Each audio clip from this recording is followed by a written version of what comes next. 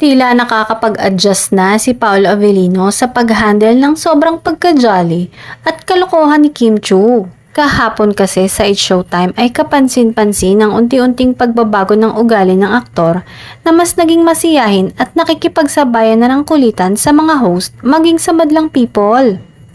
Ang excitement at kasiyahan ng kanilang mga fans ay lalo pang nagliyab dahil sa latest announcement ng kanilang project.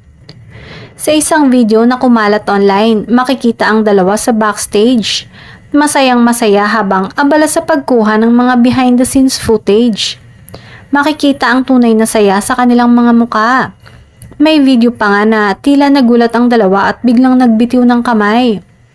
Samantala, ang pagiging magaan at masiyahin ni Kim ay isa nga sa nagdadala ng bagong excitement sa kanilang proyekto at nagbibigay sa lahat ng mga kasamahan sa proyekto ng pagkakataon na mag-enjoy habang nagtatrabaho dahil sa positive vibes na dala ni Kim. Sa nga ng ilan ay maging ang mga nasa likod ng kamera ay masaya na makita muling magkakasama sina Paolo Avellino at Kim Chiu.